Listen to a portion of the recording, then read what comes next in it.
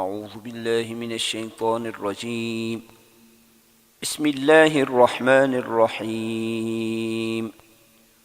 وما أبرئ نفسي إن النفس لأمارة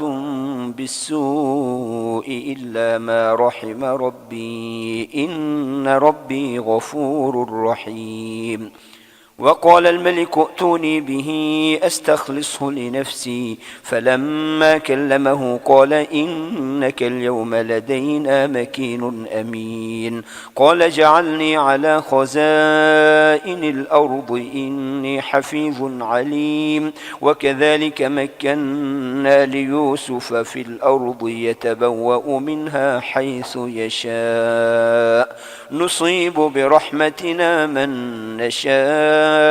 ولا نضيع أجر المحسنين. ولأجر الآخرة خير للذين آمنوا وكانوا يتقون. وجاء إخوة يوسف فدخلوا عليه فعرفهم وهم له منكرون. ولما جهزهم بجهازهم قال ائتوني بأخ لكم من أبيكم ألا ترون أني أوفي الكيل وأنا خير المنزلين. فإن لم تأتوني به فلا كيل لكم عندي ولا تقربون. قالوا سنراود عنه أباه وإنا لفاعلون. وقال لفتيانه جعلوا بضاعتهم في رحالهم لعلهم يعرفونها إذا انقلبوا إلى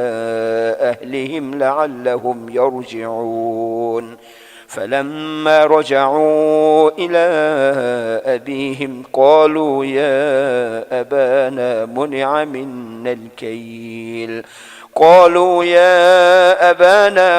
منا الكيل فأرسل معنا أخانا نكتل وإنا له لحافظون. قال هل آمنكم عليه إلا كما أمنتكم على أخيه من قبل فالله خير حافظا وهو أرحم الراحمين. ولما فتحوا متاعهم وجدوا بضاعتهم ردت إليهم قالوا يا أبانا ما نبغي هذه بضاعتنا ردت إلينا ونمير أهلنا ونحفظ أخانا ونزداد كيل بعير ذلك كيل يسير. قال لن أرسله معكم حتى تؤتون موثقا من الله لتأتونني به إلا أن يحاط بكم. فلما آتوه موثقهم قال الله على ما نقول وكيل. وقال يا بني لا تدخلوا من باب واحد وادخلوا من أبواب متفرقة وما أغني عنكم من الله من شيء إن الحكم إلا لله عليه توكلت وعليه فليتوكل المتوكلون. ولما دخلوا من حيث أمرهم أبوهم ما كان يغني عنهم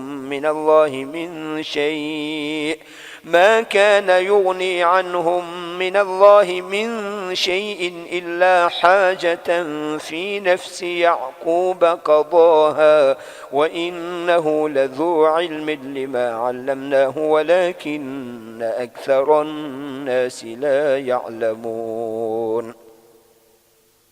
ولما دخلوا على يوسف آوى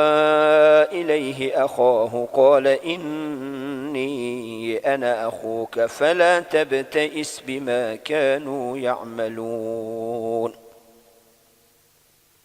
فلما جهزهم بجهازهم جعل السقاية في رحل أخيه ثم أذن مؤذن أيتها العير إنكم لسارقون. قالوا وأقبلوا عليهم ماذا تفقدون قالوا نفقد صواع الملك ولمن جاء جاء به حمل بعير وأنا به زعيم قالوا تالله لقد علمتم ما جئنا لنفسد في الأرض وما كنا سارقين قالوا فما جزاؤه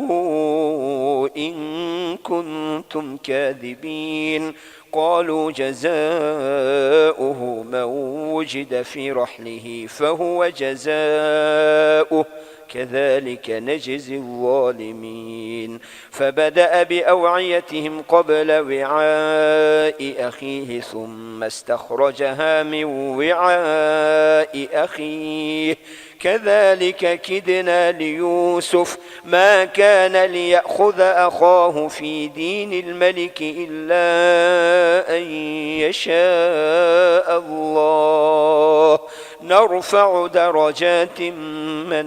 نشاء وفوق كل ذي علم عليم قالوا إن يسرق فقد سرق أخ له من قبل فأسرها يوسف في نفسه ولم يبدها لهم قال أنتم شر مكانا والله أعلم بما تصفون قالوا يا أيها العزيز إن له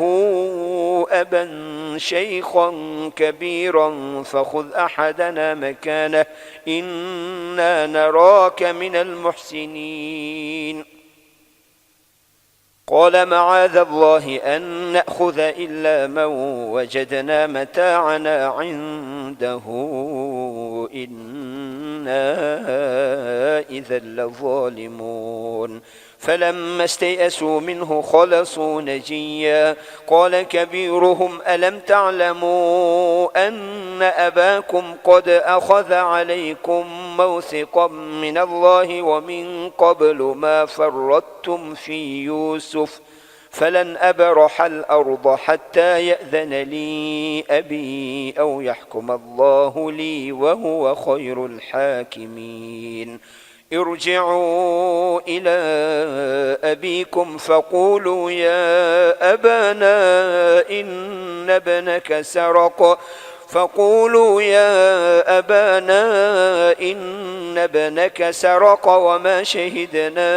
إلا بما علمنا وما كنا للغيب حافظين واسأل القرية التي كنا فيها والعير التي أقبلنا فيها وإنا لصادقون قال بل سولت لكم أنفسكم أمرا فصبر جميل عسى الله أن يأتيني بهم جميعا إنه هو العليم الحكيم وتولى عنهم وقال يا أسفا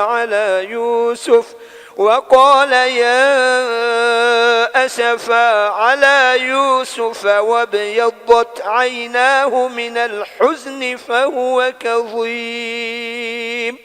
قالوا تالله تفتأ تذكر يوسف حتى تكون حرضا أو تكون من الهالكين قال إنما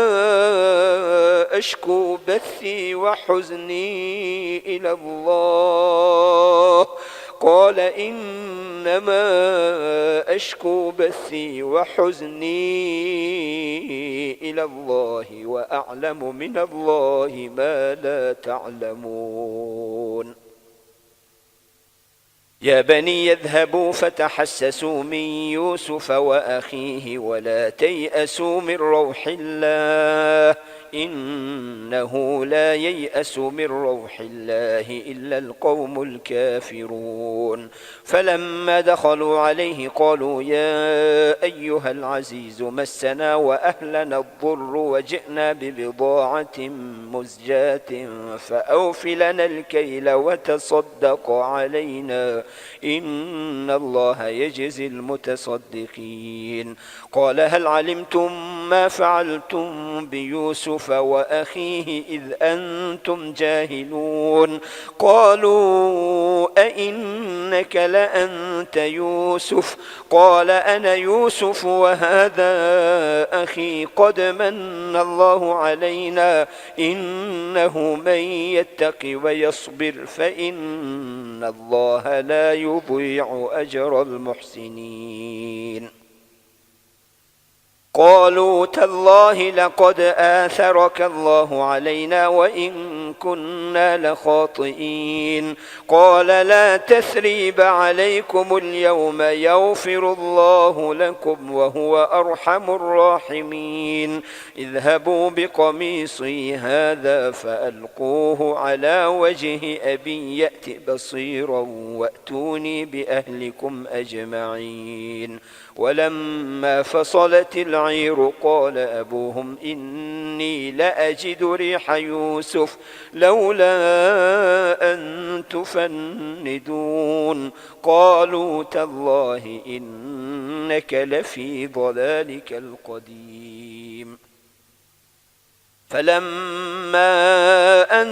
جاء البشير ألقاه على وجهه فارتد بصيرا قال ألم أقل لكم إني أعلم من الله ما لا تعلمون قالوا يا أبانا استغفر لنا ذنوبنا إنا كنا خاطئين قال سوف أستغفر لكم ربي إنه هو الغفور الرحيم فلما دخلوا على يوسف آوى إليه أبويه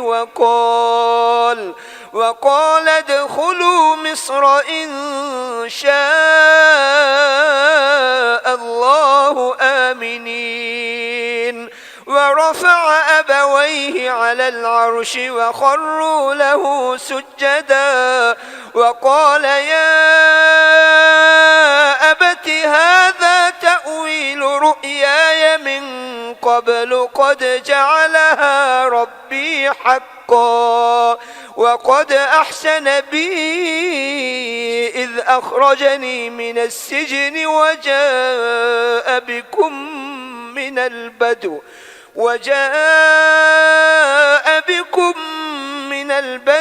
من بعد أن نزغ الشيطان بيني وبين إخوتي إن ربي لطيف لما يشاء إنه هو العليم الحكيم رب قد آتيتني من الملك وعلمتني من تأويل الأحاديث فاطر السماوات والأرض أنت ولي في الدنيا والآخرة توفني مسلما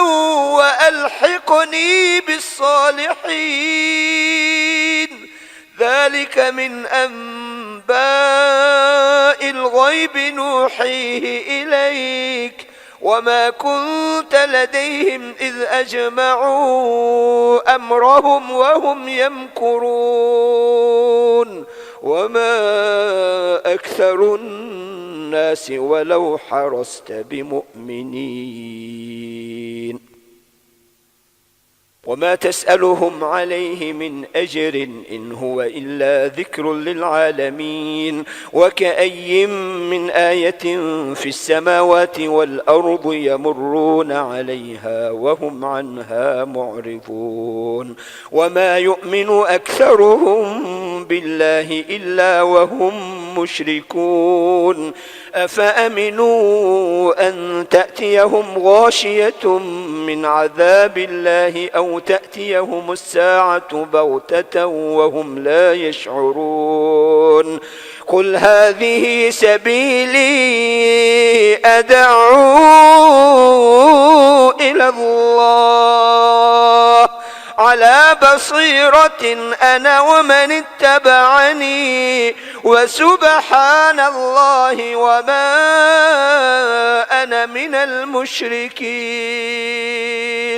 وما أرسلنا من قبلك إلا رجالا نوحي إليهم من أهل القرى أفلم يسيروا في الأرض فينظروا كيف كان عاقبة الذين من قبلهم ولدار الآخرة خير للذين اتقوا أفلا تعقلون حتى إذا استيأس الرسل وظنوا أنهم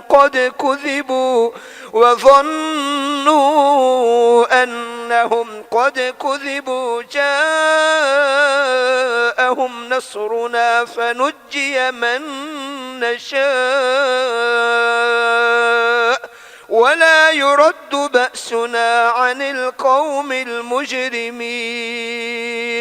لقد كان في قصصهم عبرة لأولي الألباب ما كان حديثا يفترى ولكن تصديق الذي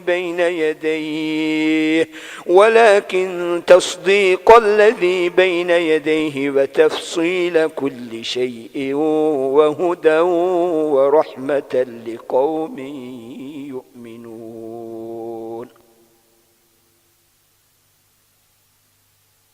بسم الله الرحمن الرحيم ألف لام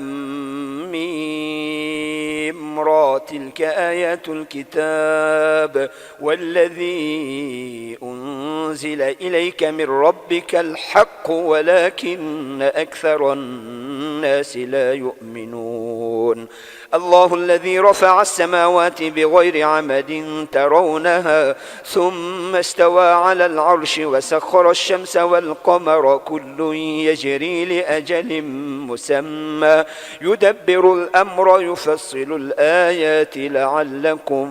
بلقاء ربكم توقنون. وهو الذي مد الأرض وجعل فيها رواسي وأنهارا ومن كل الثمرات جعل فيها زوجين اثنين يغشي الليل النهار إن في ذلك لآيات لقوم يتفكرون. وفي الأرض قطع متجاورات وجنات من أعناب ونخيل صنوان وغير صنوان يسقى بماء واحد ونفضل بعضها على بعض في الأكل إن في ذلك لآيات لقوم يعقلون. وإن تعجب فعجب قولهم أإذا كنا ترابا أإنا لفي خلق جديد أولئك الذين كفروا بربهم وأولئك الأغلال في أعناقهم وأولئك أصحاب النار هم فيها خالدون.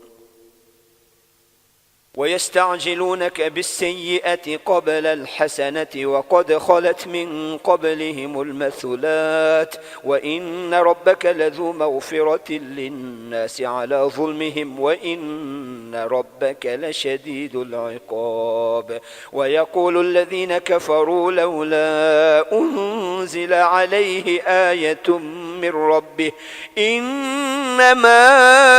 أنت منذر ولكل قوم هاد الله يعلم ما تحمل كل أنثى وما تغيض الأرحام وما تزداد وكل شيء عنده بمقدار. عالم الغيب والشهادة الكبير المتعال سواء منكم من أسر القول ومن جهر به ومن هو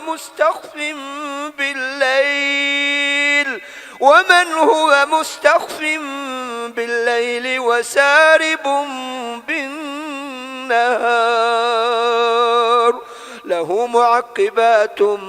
من بين يديه ومن خلفه يحفظونه من أمر الله إن الله لا يغير ما بقوم حتى يغيروا ما بأنفسهم وإذا أراد الله بقوم سوءا فلا مرد له وما لهم من دونه من وال هو الذي يريكم البرق خوفا وطمعا وينشئ السحاب الثقال ويسبح الرعد بحمده والملائكة من خيفته ويرسل الصواعق فيصيب بها من يشاء وهم يجادلون في الله وهو شديد المحال له دعوة الحق والذين يدعون من دونه لا يستجيبون لهم بشيء إلا كباسط كفيه إلى الماء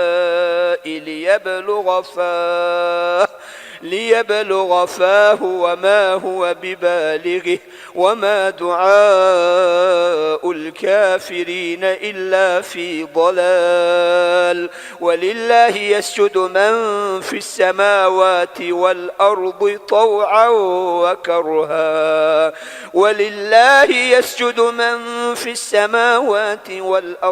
طوعا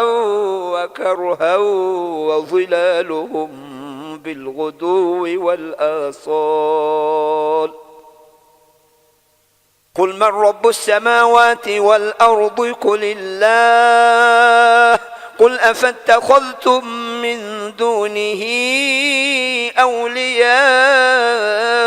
لا يملكون لأنفسهم نفعا ولا ضرا قل هل يستوي الأعمى والبصير أم هل تستوي الظلمات والنور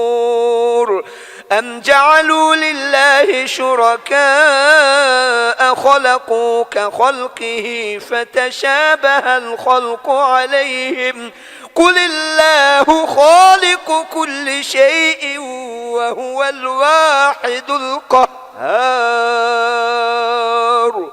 أنزل من السماء ماء فسالت أودية بقدرها فاحتمل السيل زبدا رابيا ومما يوقدون عليه في النار ابتغاء حلية أو متاع زبد مثله كذلك يضرب الله الحق والباطل فأما الزبد فيذهب جفاء وأما ما ينفع الناس فيمكث في الأرض كذلك يضرب الله الأمثال للذين استجابوا لربهم الحسنى والذين لم يستجيبوا له لو أن لهم ما في الأرض جميعا ومثله معه لافتدوا به أولئك لهم سوء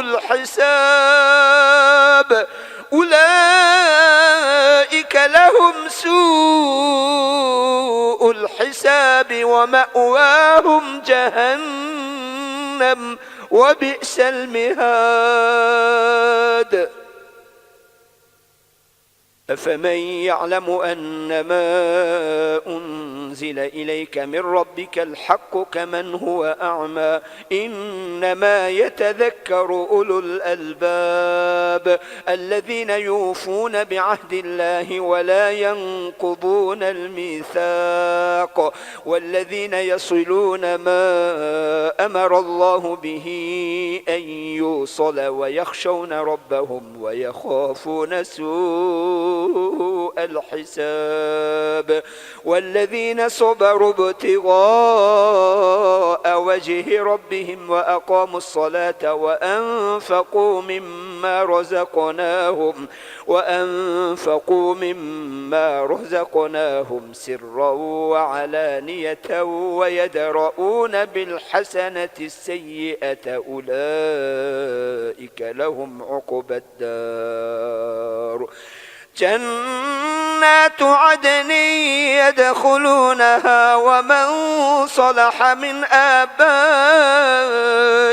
وأزواجهم وذرياتهم والملائكة يدخلون عليهم من كل باب سلام عليكم بما صبرتم فنعم عقبى الدار والذين ينقضون عهد الله من بعد ميثاقه ويقطعون ما أمر الله به أن يوصل ويفسدون في الأرض أولئك لهم اللعنة ولهم سوء الدار الله يبسط الرزق لمن يشاء ويقدر وفرحوا بالحياة الدنيا وما الحياة الدنيا في الآخرة إلا متاع ويقول الذين كفروا لولا أنزل عليه آية من ربه قل إن الله يضل من يشاء ويهدي إليه من أناب الذين آمنوا وتطمئن قلوبهم بذكر الله ألا بذكر الله تطمئن القلوب الذين آمنوا وعملوا الصالحات طوبى لهم وحسن مآب كذلك أرسلناك في أمة قد خلت من قبلها أمم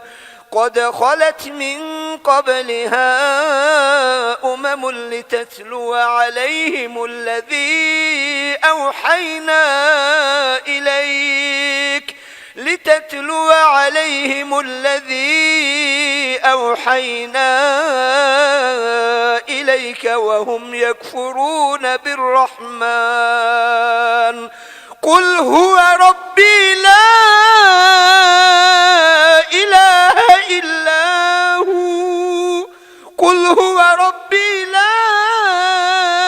إله إلا هو عليه توكلت وإليه متاب ولو أن قرآنا سيرت به الجبال أو قطعت به الأرض أو كلم به الموتى بل لله الأمر جميعا أفلم ييأس الذين آمنوا أن لو يشاء الله لهدى الناس جميعا ولا يزال الذين كفروا تصيبهم بما صنعوا قارعة أو تحل قريبا من دارهم حتى يأتي وعد الله إن الله لا يخلف الميعاد ولقد استهزئ برسل من قبلك فأمليت للذين كفروا ثم أخذتهم فكيف كان عقاب أفمن هو قائم على كل نفس بما كسبت وجعلوا لله شركاء قل سموهم أم تنبئونه بما لا يعلم في الأرض أم بظاهر من القول بل زين للذين كفروا مكرهم وصدوا عن السبيل ومن يضلل الله فما له من هاد لهم عذاب في الحياة الدنيا ولعذاب الآخرة أشق وما لهم من الله من واق مثل الجنة التي وعد المتقون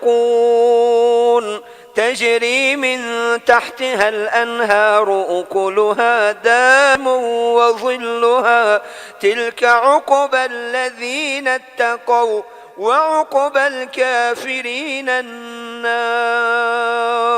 والذين آتيناهم الكتاب يفرحون بما أنزل إليك ومن الأحزاب من ينكر بعضه قل إنما أمرت أن أعبد الله ولا أشرك به إليه أدعو وإليه مآب وكذلك أنزلناه حكما عربيا ولئن اتبعت أهواءهم بعدما جاءك من العلم ما لك من الله من ولي ولا واق ولقد أرسلنا رسلا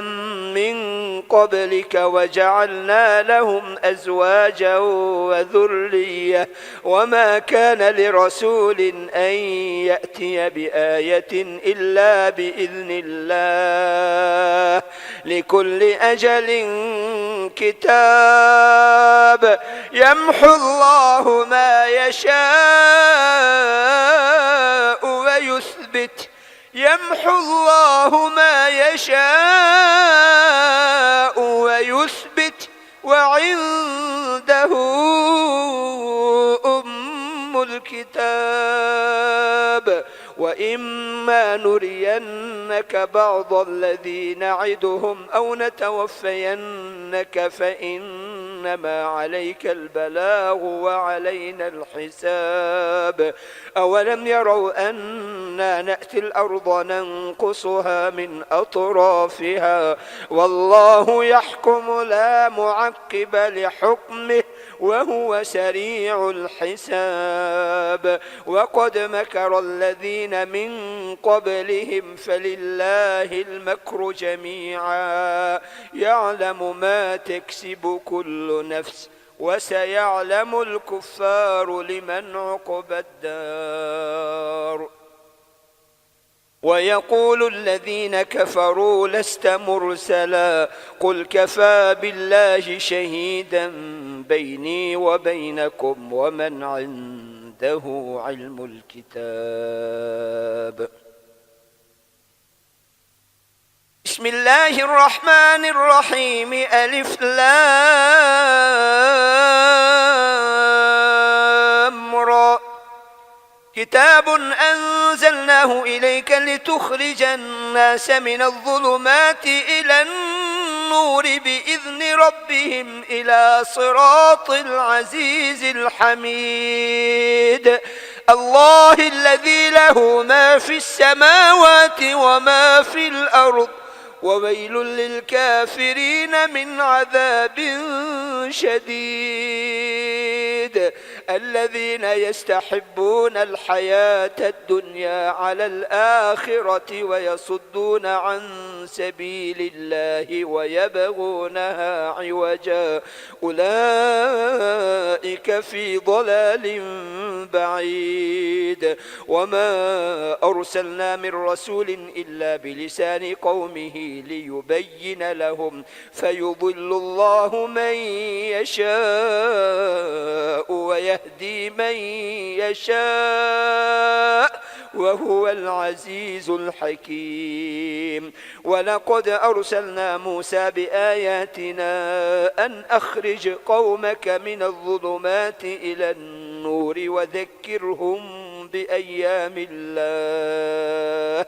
إن في ذلك لآيات لكل صبار شكور وإذ قال موسى لقومه اذكروا نعمة الله عليكم إذ أنجاكم من آل فرعون يسومونكم سوء العذاب ويذبحون أبناء نساءكم وفي ذلكم بلاء من ربكم عظيم وإذ تأذن ربكم لئن شكرتم لأزيدنكم ولئن كفرتم إن عذابي لشديد وقال موسى إن تكفروا أنتم ومن في الأرض جميعا فإن الله لغني حميد ألم يأتكم نبأ الذين من قبلكم قوم نوح وعاد وثمود والذين من بعدهم لا يعلمهم إلا الله جاءتهم رسلهم بالبينات فردوا أيديهم في أفواههم وقالوا إنا كفرنا بما أرسلتم به وإنا لفي شك مما تدعوننا إليه مريب قالت رسلهم أفي الله شك فاطر السماوات والأرض يدعوكم ليغفر لكم من ذنوبكم ويؤخركم إلى أجل مسمى قالوا إن أنتم إلا بشر مثلنا تريدون أن تصدونا عما كان يعبد آباؤنا فأتونا بسلطان مبين قالت لهم رسلهم إن نحن إلا بشر مثلكم ولكن الله يمن على من يشاء من عباده وما كان لنا أن نأتيكم بسلطان إلا بإذن الله وعلى الله فليتوكل المؤمنون وما لنا ألا نتوكل على الله وقد هدانا سبلنا ولنصبرن على ما آذيتمونا وعلى الله فليتوكل المتوكلون وقال الذين كفروا لرسلهم لنخرجنكم من أرضنا أو لتعودن في ملتنا فأوحى إليهم ربهم لنهلكن الظالمين ولنسكننكم الأرض من بعدهم ذلك لمن خاف مقامي وخاف وعيد واستفتحوا وخاب كل جبار عنيد من ورائه جهنم ويسقى من ماء صديد يتجرعه ولا يكاد يسيغه ويأتيه الموت من كل مكان وما هو بميت ومن ورائه عذاب غليظ مثل الذين كفروا بربهم أعمالهم كرماد اشتدت به الريح في يوم عاصف لا يقدرون مما كسبوا على شيء، ذلك هو الضلال البعيد. ألم تر أن الله خلق السماوات والأرض بالحق إن يشأ يذهبكم ويأت بخلق جديد وما ذلك على الله بعزيز. وبرزوا لله جميعا فقال الضعفاء للذين استكبروا إنا كنا لكم تبعا فهل أنتم مغنون عنا من عذاب الله من شيء؟ قالوا لو هدانا الله لهديناكم سواء علينا أجزعنا أم صبرنا ما لنا من محيص. وقال الشيطان لما قضي الأمر إن الله وعدكم وعد الحق ووعدتكم فأخلفتكم وما كان لي عليكم من سلطان إلا أن دعوتكم فاستجبتم لي فلا تلوموني ولوموا أنفسكم ما أنا بمصرخكم وما أنتم بمصرخي إني كفرت بما أشركتمون من قبل إن الظالمين لهم عذاب أليم. وأدخل الذين آمنوا وعملوا الصالحات جنات تجري من تحتها الأنهار خالدين فيها بإذن ربهم تحيتهم فيها سلام. ألم تر كيف ضرب الله مثلا كلمة طيبة كشجرة طيبة أصلها ثابت وفرعها في السماء تؤتي أكلها كل حين بإذن ربها ويضرب الله الأمثال للناس لعلهم يتذكرون. ومثل كلمة خبيثة كشجرة خبيثة اجتثت من فوق الأرض ما لها من قرار يثبت الله الذين آمنوا بالقول الثابت في الحياة الدنيا وفي الآخرة ويضل الله الظالمين ويفعل الله ما يشاء. ألم تر إلى الذين بدلوا نعمة الله كفرا وأحلوا قومهم دار البوار جهنم يصلونها وبئس القرار وجعلوا لله أندادا ليضلوا عن سبيله قل تمتعوا فإن مصيركم إلى النار. قل لعبادي الذين آمنوا يقيموا الصلاة وينفقوا مما رزقناهم سرا وعلانية من قبل أن يأتي يوم لا بيع فيه ولا خلال. الله الذي خلق السماوات والأرض وأنزل من السماء ماء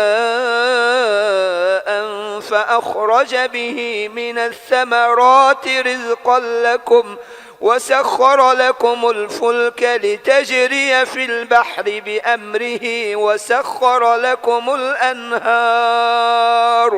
وسخر لكم الشمس والقمر دائبين وسخر لكم الليل والنهار وآتاكم من كل ما سألتموه وإن تعدوا نعمة الله لا تحصوها إن الإنسان لظلوم كفار وإذ قال إبراهيم رب اجعل هذا البلد آمنا واجنبني وبني أن نعبد الأصنام رب إنهن أضللن كثيرا من الناس فمن تبعني فإنه مني ومن عصاني فإنك غفور رحيم ربنا إني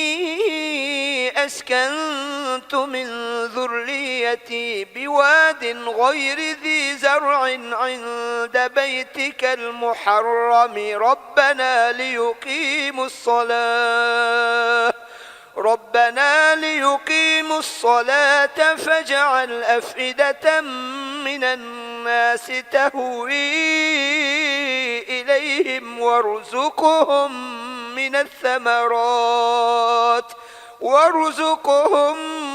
من الثمرات لعلهم يشكرون ربنا إنك تعلم ما نخفي وما نعلن وما يخفى على الله من شيء في الأرض ولا في السماء الحمد لله الذي وهب لي على الكبر إسماعيل وإسحاق إن ربي لسميع الدعاء رب اجعلني مقيم الصلاة ومن ذريتي ربنا وتقبل دعاء ربنا اغفر لي ولوالدي وللمؤمنين يوم يقوم الحساب ولا تحسبن الله غافلا عما يعمل الظالمون إنما يؤخرهم ليوم تشخص فيه الأبصار مهطعين مقنعي رؤوسهم لا يرتد إليهم طرفهم وأفئدتهم هواء وأنذر الناس يوم يأتيهم العذاب فيقول الذين ظلموا ربنا أخرنا إلى أجل قريب نجب دعوتك ونتبع الرسل أولم تكونوا أقسمتم من قبل ما لكم من زوال وسكنتم في مساكن الذين ظلموا أنفسهم وتبين لكم كيف فعلنا بهم وضربنا لكم الأمثال وقد مكروا مكرهم وعند الله مكرهم وإن كان مكرهم لتزول منه الجبال فلا تحسبن الله مخلف وعده رسله إن الله عزيز ذو انتقام يوم تبدل الأرض غير الأرض والسماوات وبرزوا لله الواحد القهار وترى المجرمين يومئذ مقرنين في الأصفاد سرابيلهم من قطران وتغشى وجوههم النار ليجزي الله كل نفس ما كسبت إن الله سريع الحساب هذا بلاغ للناس ولينذروا به وليعلموا أن أنما هو إله واحد وليعلموا أنما هو إله واحد وليذكر أولو الألباب. صدق الله العظيم.